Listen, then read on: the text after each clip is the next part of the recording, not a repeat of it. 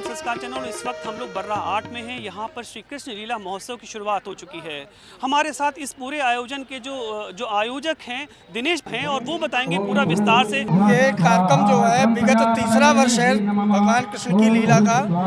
हम लोग निरंतर 3 वर्ष से कार्यक्रम करा रहे हैं, जिसके मुख्य संरक्षक हमारे अजय कपूर जी हैं। और आपके माध्यम से इस धर्म संस्कार के माध्यम से जो लीला आप दिखाएंगे, मैं धर्म संस्कार का भी चैनल का भी मैं धन्यवाद देता हूँ। देवकी का विवाह वसुदेव जी के साथ संपन्न करके कंस बड़े ही उत्साह में और बड़े ही प्रसन्न होकर के अपनी बहन देवकी को रथ में सवार होकर स्वयं रथ का सारथी बन करके विदा करने के लिए जा रहा है। तब चढ़ाई रथ देवकी आप भयो रथवान पहुँचावन अतहित सो चलो सहित अभिमान। माननीय वसुदेव, क्या मंगल प्रस्थान किया जाए। बम विश्वनाथ हर हर महादेव। अब देखण गिरा विशाल होत भई आकाश ते होई कंस तेरो काल देवकी को सुत आत्मो। जय सच्चिदानंद। देखा वसे जिस समय ये कंस अपने रथ पर आरूढ़ हुआ तो उसी समय ये देवता मेरे नाम की जय घोष कर रहे हैं। जय सच्चिदानंद। सच्चिदानंद कोई और नहीं, सच्चित आनंद जो इन शब्दों से वाक्य बनता है। सच्चिदानंद वो सच्चिदानंद कोई और नहीं, स्वयं ये कंस है। कंस हो देवताओं, करो करो मेरे नाम की जय घोष करो। और नहीं करते हो तो जानते हो कि मेरे हाथ में क्या है। करो मेरे नाम की जय घोष करो।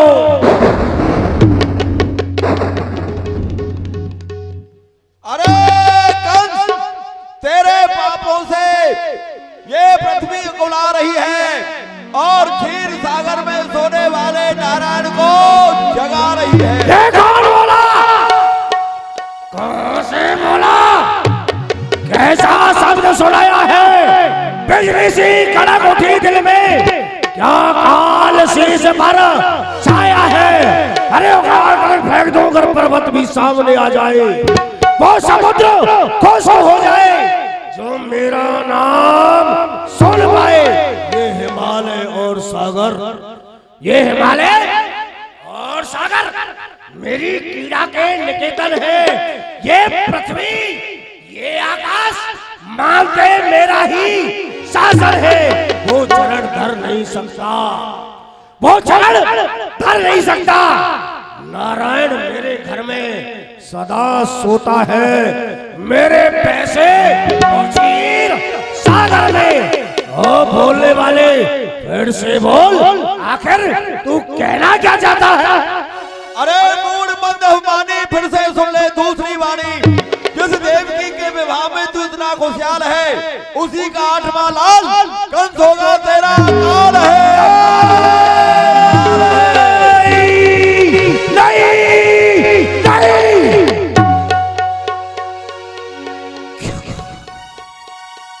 देवकी का अष्टम लाल और मेरा काल खराब नहीं। देवकी का लाल मेरा काल नहीं हो सकता। जो बहन, जिस बहन को मैंने बड़े लाड़ और प्यार से पाला है, क्या उसी बहन का लाल मेरा काल हो सकता है? कदाप नहीं हो सकता। क्योंकि जिसे मैं हार समझे था गला अपना सजाने को, बेसैनी नागिन बन बैठी मुझे ही काट खाने को दिल के फफोले चल उठे। इस सीने के दाह से आज मेरे घर को आग लग गई। इस घर के चिराग से मैंने बहन देवकी को क्या समझा था और आज ये देववाणी कह रही है कि इसी का अष्टबलाल और मेरा काल होगा। कदाप नहीं होने दूंगा। मैं काल को पैदा नहीं होने दूंगा। पैदा होने से पहले काल को जन्म देने वाली को मैं नष्ट कर दूंगा।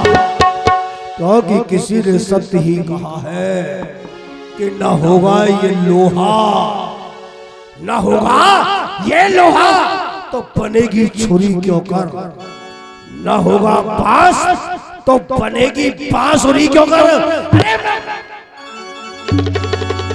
मैं उखाड़ूंगा चढ़ी से बढ़ेगी डाल फिर कैसे। न होगी देवकी तो चलेगी लाल फिर कैसे। क्योंकि मेरे काल को जन्म देने वाली ये देवकी है।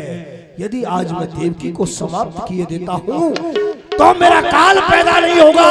और काल मेरे काल को जन्म देने वाली काली नागिन रथ से नीचे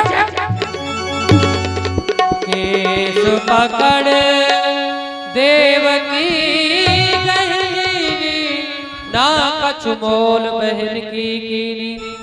खड़ग निकास हाथ में लीनी मारन की मनसा मन बोल बोल। भैया भैया देवकी देवकी मेरा कुछ दोस्त दोस्त तेरा कुछ नहीं। मेरा कुछ अपराध अपराध भी कुछ नहीं। तो भैया यही अचानक शस्त्र का अपराध क्या भैया आपका मस्तिष्क फिर गया। मेरा ही मस्तक फिर गया है और फिरा हुआ मस्तक जब तक तेरे मस्तक के टुकड़े टुकड़े नहीं कर देगा तब तक शांत नहीं होगा। क्योंकि कुंठित हुई है इस समय सब शक्ति ज्ञान की। प्यासी है ये खड़क, प्यासी है ये खड़क तेरे रक्त पान की। भैया आज आप ऐसे भूल मत बोलो भैया, क्योंकि मैं आज अपने मायके से ससुराल के लिए जा रही हूँ भैया। आप मेरे हाथों की मेहंदी को देखो, मेरे माँ के सिंदूर को देखो, मेरे नेत्रों की झलक को देखो, मेरे होठों की लाली को देखो भैया। बस बस सब देख चुका, सब देख चुका मैं। तेरे मांग का सिंदूर, तेरे हाथों की मेहंदी, पाँव का महावर, होठों की लाली मैं सब देख चुका। क्योंकि ये सब मिल करके मेरे लिए हलाहल विष बन चुका है। विष, जिस विष को पीकर के प्राणी मर जाता है, मैं उस विष को पीना नहीं चाहता। क्योंकि बिगड़ जाए वो मांग जो लाल हो तुझ पर, वो जाल ही टूटे। जो भूचाल हो पर वो जाल ही टूटे। चाहे जाल हो मेरा हो जाए नष्ट ऐसी कूक, जहाँ काल हो मेरा। बस मैं तुझे समाप्त करने के लिए आरूढ़ हूँ। भैया आश्चर्य काटा बनी पंखुड़ियां सुबन की, और ये भाई की खड़ग चलती है गर्दन पर बहन की। इस भाई की खड़क चलेगी गर्दन पर बहन की, जीतेगी तेरे इस जीवन के चैन की। हो जगत के रहने वालों, आज आंखें बंद कर लो तुम। द्वारे लगन मंडप की चिता दुल्हन की चलती है भैया। पाप की डाली कभी फूलती फलती नहीं, और नाव कभी कागज की दरिया में चलती नहीं भैया। मैं न्याय चाहती हूँ भैया। तो मैं अन्यायी हूँ, अन्यायी। मुझे अन्याय पसंद है भैया। मैं एक अबला गाय हूँ, मैं प्राण दान चाहती हूँ। तो मैं एक भूखा सिंह हूँ, तू अपने शीश का बलिदान दे। भैया, अरे हे पृथ्वी, तू देख रही है कि ये मेरा भाई है, मुझ पर खड़ग चला रहा है, तू फट क्यों नहीं जाती जिससे कि मैं तेरे अंदर समा जाऊं। आकाश, तू भी देख रहा है कि ये मेरा भाई है, मुझ पर अत्याचार कर रहा है, अरे तू फट क्यों नहीं जाता जिससे कि मैं तेरे नीचे दम करके समाप्त हो जाऊं।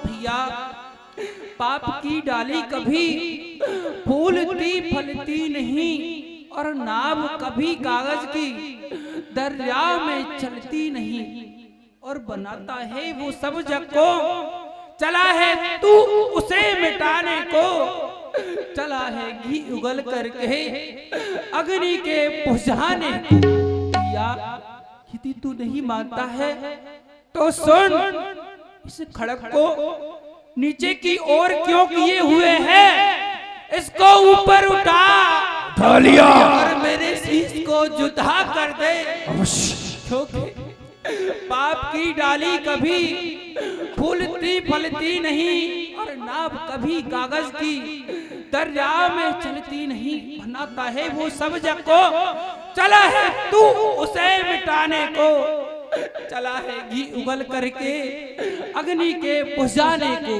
झलक करते तू अपनी दिखावल छत्रधारी का, मुझे केवल भरोसा है सुदर्शन चक्रधारी का। सुदर्शन चक्रधारी, सुदर्शन चक्रधारी, सुदर्शन चक्रधारी।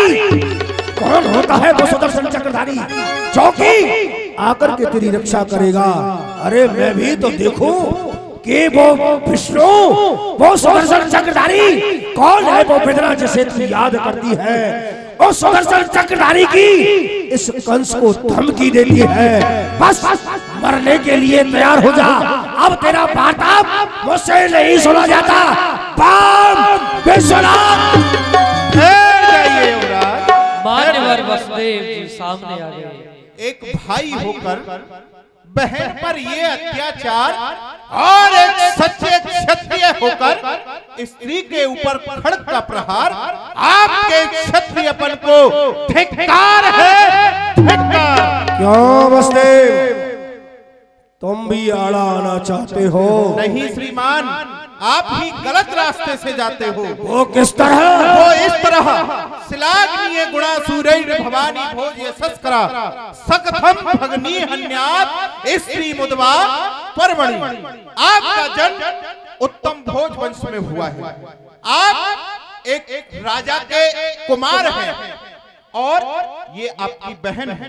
ये मंगल का समय है, और आप इस समय पर ऐसा घृणित कार्य करने के लिए जा रहे हैं, ये आपको शोभा नहीं देता। नहीं है काम क्षत्रिय का, उठाए शस्त्र अबला पर, नहीं ये शास्त्र की आज्ञा, जताए जोर अबला पर। तुम्हारी बहन ये भूपत अभी मंगल के घर में है, जरा कुछ सोच लो युवराज, बंधा कंगन भी घर में है। जरा देखो, आपने ही अपने हाथों से बांधा था। ये नहीं जानते जिस कंगन की तुम बात कर रहे हो, जब मैं उसे बांध सकता हूँ तो मैं उसे खोल भी सकता हूँ।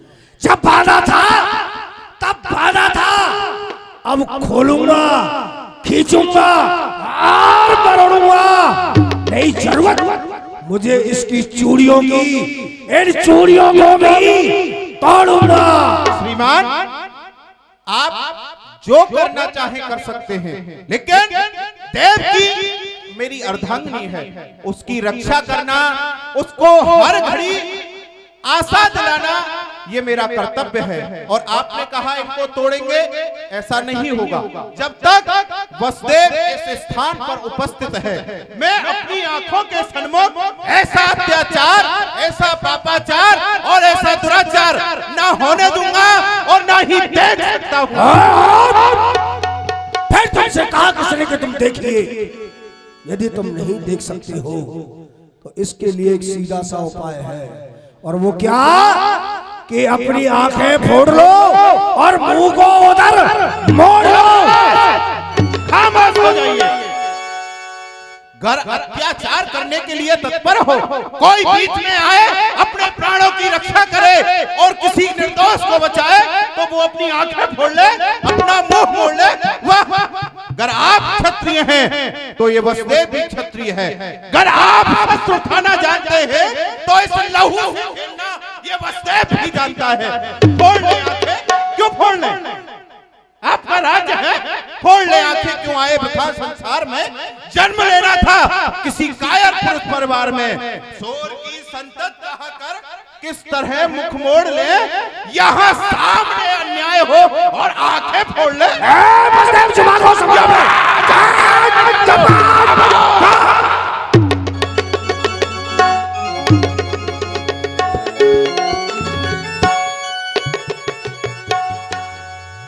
जुआ चला रहा है कि ये नहीं कर सकता, ये नहीं देख सकता, क्योंकि तुम्हारी मृत्यु सुनिश्चित है। मैं तो सोच रहा था कि इस मथुरा के राज द्वारे से केवल एक ही अर्थी उठ करके जाएगी, वो भी किसकी? मेरी बहन देवकी की। पर आज वसुदेव नारी के ऊपर सत्ता होना चाहता है, तो वसुदेव भी मरना चाहता है, तो इसको भी मारे देते हैं, क्योंकि ये मेरे मार्ग में वसुदेव कंटक है और इस कंटक को मुझे निकालना है। अब नहीं बचोगे तुम दोनों मेरे कोप दुधारे से। अब एक अर्थी नहीं, दो अर्थियां निकलेंगी मथुरा के राज द्वारे से। बम विश्वनाथ, हर हर। उसी समय कंस के पिता महाराज उग्रसेन चले आए। ये कहां से आ गए? खबरदार, ये कैसा है अत्याचार? भाई की खड़क का बहन की गर्दन पर प्रहार। ओ अधर्मी, नीच, कुलघाती, उत्पाती, इस कृत्य को करते हुए तुझे लज्जा नहीं आती? ओहो मेरे बुढ़े पिता, आप यहाँ क्यों चले आए? वाह, तू इन निरपराधियों का रक्त बहाए और मथुरा नगरी के महाराज यहाँ पर आने न पाए। कंस, जिस पर तू खड़क का प्रहार कर रहा है, क्या जानता है ये दोनों तेरे कौन है? मैं नहीं जानता, मैं नहीं पहचानता कि आखिर ये दोनों मेरे कौन लगते हैं। अभिमान के वशीभूत होकर तुझको बेटा कुछ ज्ञान नहीं, अरे अपने और पराये की कोई पहचान नहीं।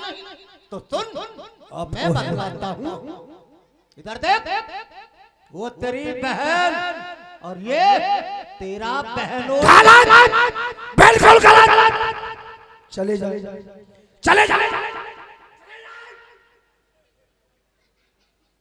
नहीं तो पिता के पद का मान न रहेगा।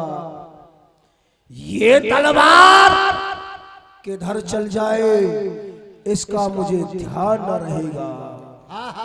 चलाओ चलाओ बेटा अपनी ये तलवार। और धर्म यही कहता है कि पुत्र के हाथों पिता का सर जाए तो जाए, लेकिन पिता के होते हुए पुत्र पर आंच न आने पाए। बेटा हमको तो एक दिन मरना ही है, सर पर नाच रहा है काल, पर पुत्री और जय माता का नहीं देख जाता ये हाल। वाह, नहीं देखा जाता तो मैं क्या करूं? ना देख सके, नहीं देखा जाता है तो तुम्हारी तुम जानो। बट्टा न लगने पाएगा वीरों की शान में। निकला हुआ ये खड़क वापस जा नहीं सकता म्यान में। अरे ओ नीच कुलंगार, तूने लजाया है इस वंश मेरे को। अरे बेटा तू पैदा होते ही मर जाता तो न होता ये दुख मेरे। तो तुमने कसर ही क्या छोड़ी थी? पैदा होते ही तुम्हारी नजरों के सामने मैं मर चुका था। ये तो मेरे गुरुदेव भगवान की कृपा है, क्योंकि आज ये कंस खड़ा है। पुत्र कंस, तुम बच्चे हो, नादान हो। एक बार मैं तुम्हें फिर समझाता हूँ, जिस पथ पर तुम चल रहे हो इस पर नाश ही नाश है, मंगल नहीं अमंगल है। बेटा, मैं तुम्हारा पिता बाद में हूँ और इस प्रजा का राजा पहले हूँ, इसलिए मैं तुमको समझा रहा हूँ। यदि आज्ञा का तुम उल्लंघन करोगे और नहीं मिलोगे मेरे मेल पुत्र कंस, शांति के गांधी, मैं तुम्हें समझाता हूँ, अगर आज्ञा का तुम उल्लंघन करोगे तो मैं तुम्हारे हाथों में हथकड़ी, पांव में बेड़ी, सख्त कारागार में डाल दूंगा।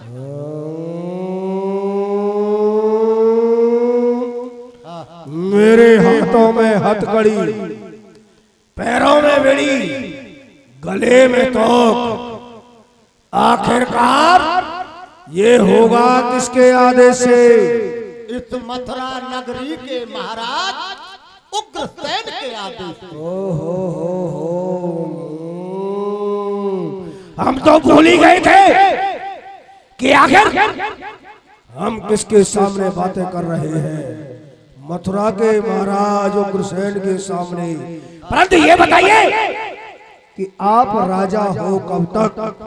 जब तक प्यारी प्रजा का धरोहर ये ताज मेरे सर पर है, तब तक मैं यहाँ का राजा हूँ। देखा पिता, यानी कि राज मुकुट को पहन करके आप राजा बने हैं, परंतु आप अब राजा बनने लायक नहीं रहे, क्योंकि ये ताज अब मेरी ओर देख रहा है कि युवराज कब इस ताज को पहने और कब मथुरा का राजा बने। इसलिए मेरा हाथ बढ़ने से पहले ये राज मुकुट उतार के मुझे दे दो। नहीं, ऐसा कदापि नहीं होगा। नहीं, आपका मान सम्मान बना रहेगा, अन्यथा मैं अपना हक को छीनना जानता हूँ।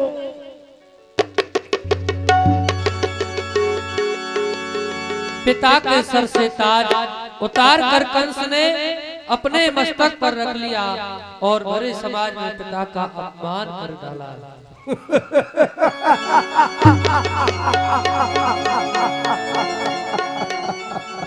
अब बोलो, अब यहाँ का राजा कौन? तुम या मैं? बस खत्म हो चुका पिता पुत्र का नाता। अपमान इस कदर सहा नहीं जाता। जब तुम ही आ चुके इस घातक विचार में, तो तुमको ही भेजता हूँ सख्त कारागार में वीर बजरंग। आज्ञा करिए महाराज। डालो बुढ़े के हाथों में हथकड़ी, पैरों में बेड़ी, गले में तोक, ले जाओ कारागार। जो आज्ञा महाराज। क्यों रे, तूने हमारी आज्ञा का पालन नहीं किया? किया महाराज, अभी थोड़ी देर पहले आपकी एक अर्चित आज्ञा का पालन किया। आपका संकेत पाते ही मान्यवर वसुदेव और देवकी को मैंने बंदी बना लिया, लेकिन ये दूसरी आज्ञा पालन करने योग्य नहीं है। क्यों नहीं है? क्यों? क्योंकि इनकी कृपा से मैं इतने से इतना बड़ा हुआ। महाराज का नमक मेरे रग रग में भरा हुआ। दिखाऊं महाराज को हाँ आंखें, तो आंखें दोनों फूट जाएं। डालूं महाराज पर हाथ, तो हाथ दोनों टूट जाए। तुम मूर्ख है, कायर है, जादूकार है, नमक हराम है। हाँ महाराज, मैं मूर्ख हूँ, लेकिन उससे अधिक नहीं। जो अपने वृद्ध पिता को कारागार में डालने के लिए मेरी ओर संकेत कर रहा है। मैं चाटुकार भी हूँ, लेकिन उससे अधिक नहीं। जो अपने बहन और बहनोई को खड़क से डरा रहा है।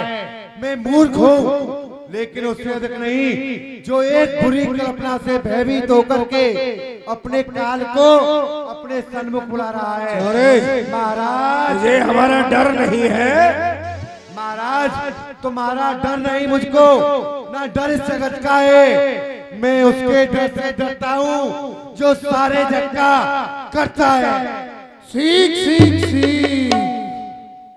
क्या क्या कह रहे हैं आप? मूर्ख, इस छोटे से सेवक से कर्तव्य का पालन करना सीख। चुप करो। कर्तव्य कर्तव्य कर्तव्य। अरे देखता हूँ इसे सिखाना बाकी रह गया है कर्तव्य, क्योंकि जीना न तुझको चाहिए, तू क्षत्रिय कुल का दाग है, काटेगा मुझे धोखे से, तू वो जहरीला नाग है, मरने के लिए तैयार हो जा। महाराज सेवा पे हर समय तैयार है गर्दन, नीचे झुकी आपके बलिहार है गर्दन, मर जाना धर्म पर स्वीकार है मुझे, छोड़ जो अपना धर्म तो धिक्कार। जा जा मर जा।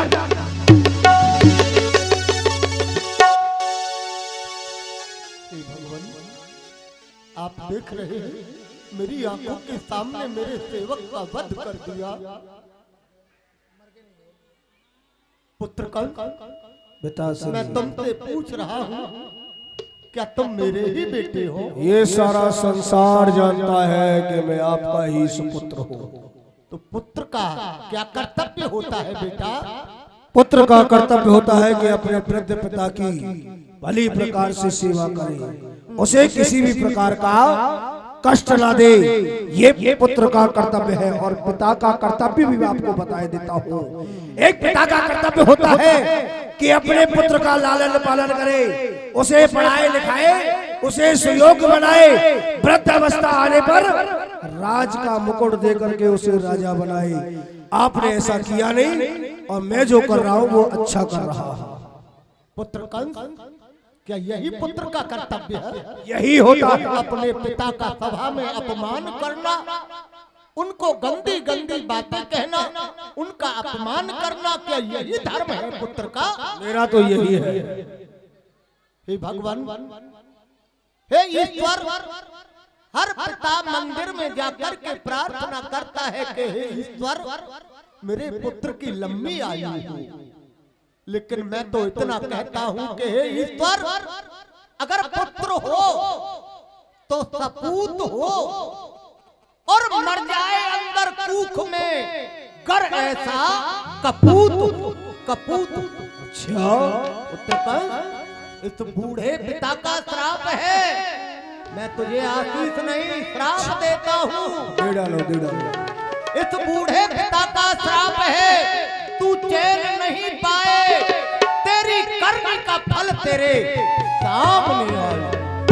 जिस देवकी पर आज तू अपना ये शस्त्र उठाए, इसी का अष्टम लाल तेरा इस जग से असत्य मिटाए। चुप करो, सेवक बंदी बना लो इन्हें, जाके सुनाना, जेलों को तराना, यहाँ न चलेगा। एक भी वाला ले जाओ, डालो बुड्ढे को कारागार में। इस बुड्ढे की बुद्धि विपरीत हो चुकी है। पिता के हाथों में हथकड़ी डाल के और कारागार में डाल दिया। इधर बसदेव जी महाराज कंस से प्रार्थना करते हैं। तब वसुदेव कहो कर जोरी, राजन सुनिए विनय एक मोरी, वृथा देव की को मत मारो, या को सुत है शत्रु तुम्हारो। मैं आपसे एक विनती करना चाहता हूँ, आप मेरी विनती को स्वीकारें। बिनती? और वो भी हमसे? अभी तीनों तलवार चढ़ने वाला अचानक विनती पर? आखिर क्या हो गया छत्री को? सब समय का खेल है। बोलो बोलो, क्या कहना चाहते हो? देखिए, आप इस देवकी को वृथा में क्यों मार रहे हैं? ये देवकी तो आपका काल नहीं, देवकी के उदर से जो पुत्र जन्म लेकर के आएगा वह आपका काल है, न कि देवकी। सब सुत या के हम सो लीजे, जीवदान तुम या को दीजे। राजा, देवकी के उदर से जो भी पुत्र जन्म लेकर के आएंगे मैं आपको शहर से ला करके दूंगा, आप इन्हें प्राणदान दें। माननीय वसुदेव, हमें विश्वास नहीं होता, विश्वास नहीं होता, क्योंकि इस संसार में ऐसा कोई पिता नहीं है जो कि भूखे सिंह के सामने अपने नवजात शिशुओं को भेंट चढ़ा दे। हमें विश्वास नहीं होता। साक्षी दो, कुछ प्रमाण दो, तब हम विश्वास करेंगे। अवश्य राजन, आज आपको वसुदेव के वचनों पर विश्वास नहीं है तो मैं आपको साक्षी करता हूँ। पृथ्वी के जीव चाहे आकाश में चले जाएं, आकाश के तारे उतर पृथ्वी पर आए, माणिक समुद्रों में हो, पहाड़ों में मुकर जाएं, पर हम वो क्षत्रिय नहीं जो वचन से अपने मुकर जाएं। परमात्मा गवाह है, अनिहित नहीं होगा। ये वसुदेव वचन से विचलित नहीं होगा। यदि आप देवकी को जीव दान देते हैं तो जो भी पुत्र जन्म लेकर के आएंगे मैं आपको शहर खिलाकर दूंगा। आपने सूर्य और चंद्र को साक्षी मान करके हमको वचन दिया है तो हम तुम्हारे वचन का पालन करते हैं, विश्वास करते हैं। परंतु मेरी भी एक शर्त है। हाँ, अवश्य। वो यही कि जब तक 8 संतानें पैदा नहीं हो जाती तब तक आपको और देवकी को मथुरा की कारागार में रहना होगा, क्योंकि हाथों में हथकड़ी, पैरों में बेड़ी और गले में तोक। बोलो मंजूर है? स्वीकार है। चलो ए सेवक, डालो इनके हाथों में हथकड़ी और ले जाओ कारागार। चलो। इस तरह से वसुदेव और देवकी दोनों को ही कंस ने हाथों में हथकड़ी, पैरों में बेड़ी पहना करके और कारागार में कैद कर दिया कि जब तक तुम्हारे पुत्र नहीं हो जाते तुमको कारागार में रहना होगा। वसुदेव जी ने वह कंस की शर्त स्वीकार की है और दोनों को ही कारागार में डाल दिया है।